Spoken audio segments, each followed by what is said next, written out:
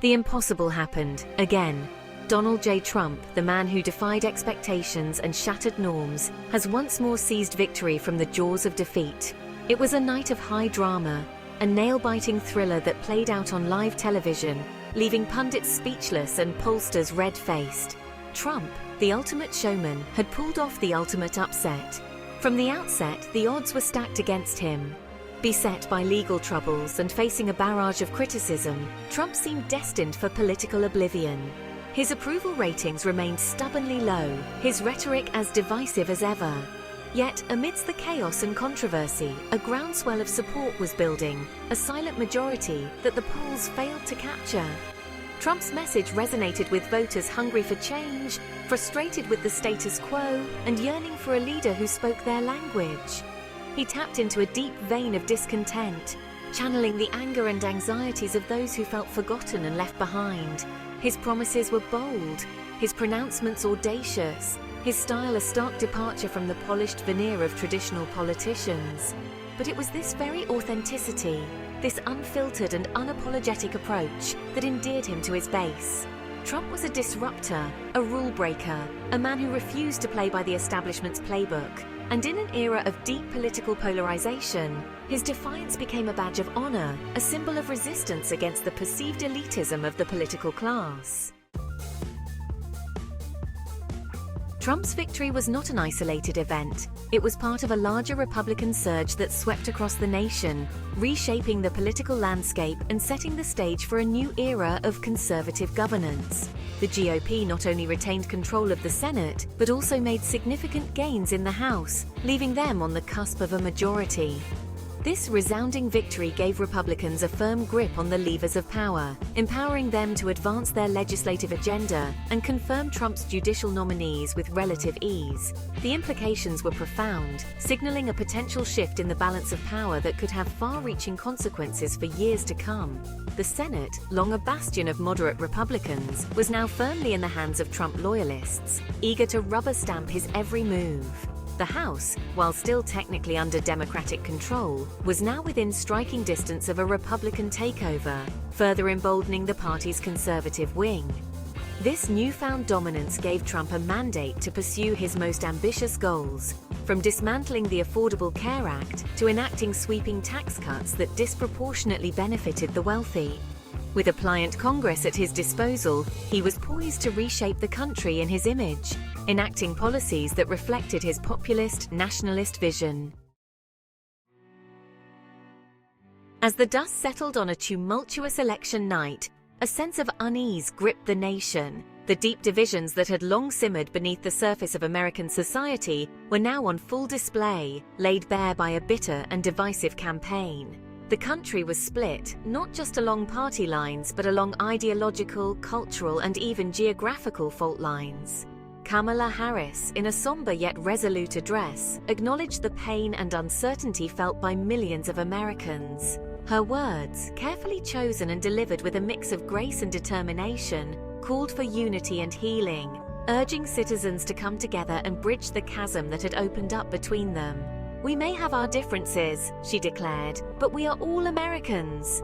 We share a common destiny, and we must find a way to move forward together, with respect and understanding for one another." Her message, while aspirational, faced an uphill battle in a political climate poisoned by mistrust, misinformation, and outright animosity. The social fabric, already strained by years of political polarization, seemed to be fraying at the edges. Protests erupted in cities across the country, a visceral expression of the anger and frustration felt by those who saw Trump's victory as a threat to their values and their very way of life. Section 4. The Art of the Deal, again. Trump's foreign policy agenda takes shape. Even before the inauguration, the phones were ringing off the hook.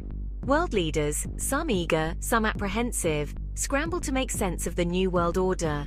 Among the first to reach out was Benjamin Netanyahu, Israel's prime minister, a man who understood the art of the deal as well as Trump himself.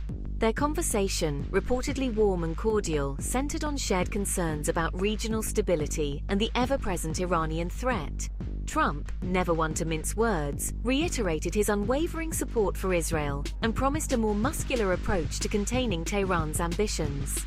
This early exchange set the tone for Trump's foreign policy, one driven by a transactional worldview and an aversion to multilateralism. He eschewed traditional diplomacy in favor of bilateral deals, often conducted with the same bluster and bravado that had defined his business career. From imposing tariffs on Chinese goods to withdrawing from the Paris Climate Agreement, Trump's actions sent shockwaves through the global community. Allies were bewildered, adversaries emboldened, and the rules-based international order, painstakingly built over decades, seemed to teeter on the brink. Section 5. The Wall and Beyond. Immigration, trade, and the environment in the balance. Build the wall. The chant that had become a rallying cry for Trump's supporters was now set to become concrete policy. Trump, true to his word, made cracking down on illegal immigration a cornerstone of his presidency. The wall, a potent symbol of his hardline stance, was just the tip of the iceberg. He enacted a raft of executive orders aimed at stemming the flow of migrants across the southern border, from separating families to banning travel from several Muslim-majority countries. The human cost of these policies was immense, sparking outrage among human rights groups and igniting legal challenges that would drag on for years. But Trump's nativist agenda extended far beyond immigration. He took aim at free trade agreements, arguing that they had shipped American jobs overseas and imposed tariffs on goods from China and other trading partners, triggering a trade war that threatened to upend the global economy. Environmental regulations were rolled back, climate change dismissed as a hoax, and the United States, once a leader in the fight against global warming, became a pariah on the world stage. Its retreat from its international commitments met with condemnation and dismay. Section 6. The Road Ahead. Navigating the Challenges of a Divided Nation. As Trump settled into the Oval Office, a sense of foreboding hung in the air. The country was deeply divided, the political climate toxic, and the challenges facing the nation immense. The road ahead promised to be bumpy, fraught with peril and uncertainty. Trump's victory had exposed the raw nerves of American society, revealing a nation grappling with its identity, its values, and its place in the world. The divisions were deep, the anger palpable, and the potential for further polarization very real. The task ahead was daunting: to heal the wounds of a divided nation, to restore trust in government, to address the economic anxieties of millions of Americans, and to navigate the complexities of a rapidly changing world. Whether Trump, with his penchant for chaos and his disdain for convention, was up to the task remained to be seen. One thing was certain: the next 4 years would be anything but ordinary.